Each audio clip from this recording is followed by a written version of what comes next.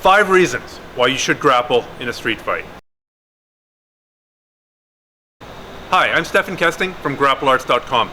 A lot of my readers have been asking me about self-defense applications of grappling and of Brazilian Jiu-Jitsu. And this is always a controversial issue because the urban combatives experts will tell you, never go to the ground, grasshopper. Always do standing self-defense. And mostly, they're right. I hate to admit it, but mostly they're right. Yes, if we're here and I can knock Richie out with one punch, great. Much, much better than going to the ground. Or better yet, if I can find a 2x4 and hit him with it, that's better than grappling. Or if I can run like hell, it's a good reason to run for your conditioning so you can run away from a street fight, that's also better. What if he's got multiple friends? Yes, this is a valid concern, 100%, especially if you're grappling in a very crowded environment like a bar or a nightclub or a crowded street.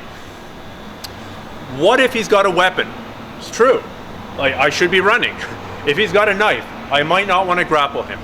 All those things are 100% true, but there are still a whole bunch of valid reasons why you might want to grapple. I mean, number one reason, what if he takes me down? What if we're here and he takes me down? I better have an answer to this situation, especially now that more and more people are watching MMA. I've seen homeless guys trying to guillotine choke each other when they were in a street fight. A friend of mine saw two bums in Hawaii trying to armbar each other in a street fight. This is a culturally dominant mode of fighting now, is MMA, which means takedowns, chokes, and arm locks, even from people who've never formally trained.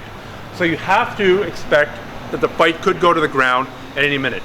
Another really common reason why you might take the fight to the ground or to the clinch anyhow is if we're here and I'm trying to use my Ishin Ryu karate techniques or whatever, my urban combatives thumb gouging. Here I'm trying to thumb gouge and he's getting the better of me. He's hitting me.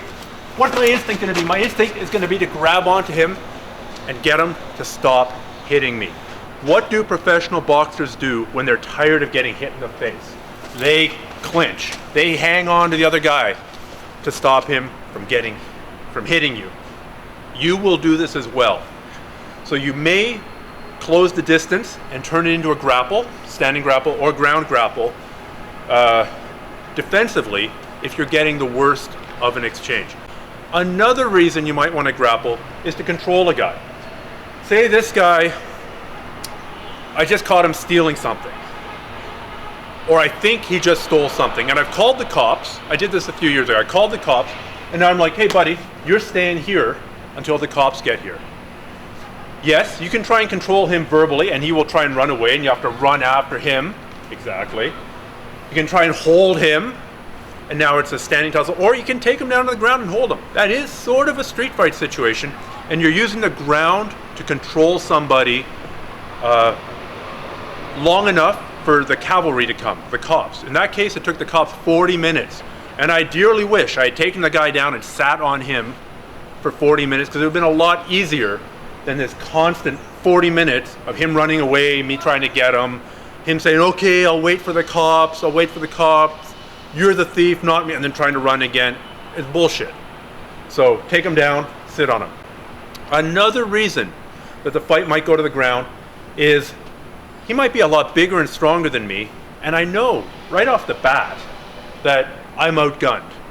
I may not have the option to run. I may be trapped here. It may be my only way to defeat a bigger and stronger opponent. And you've got a much better chance of doing that if you're a trained grappler by taking the fight to the ground even quickly. I'm not saying stay there for 10 minutes and win on advantage. Take it to the ground, get a dominant position, finish it with a choke, finish it with an arm lock, finish it with a leg lock, get him to submit verbally, or just beat him up a little bit and then run like hell after that point, disengage from him on the ground. And a fifth reason you might want to take the fight to the ground, or at least into a grappling context, is if this guy is so hopped up on speed or meth or amphetamines that he's got pain tolerance is through the roof. There's lots of stories and lots of anecdotes of cops putting lots of bullets into somebody who's super high and them not feeling it at all. But you know what?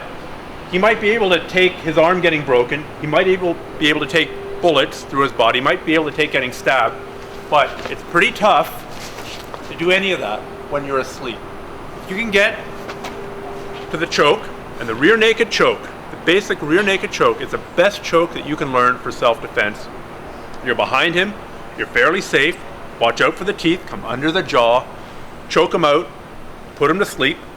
If he's big enough, you may need to take it to the ground to finish it, to get the leverage. You may be able to do it standing. But the rear naked choke, the basic rear naked choke, is the most important choke that you can learn for self-defense, and you can't apply the rear naked choke if you're not grappling the guy in some way. So those are 5 reasons you might want to take a fight to the ground in a self-defense situation.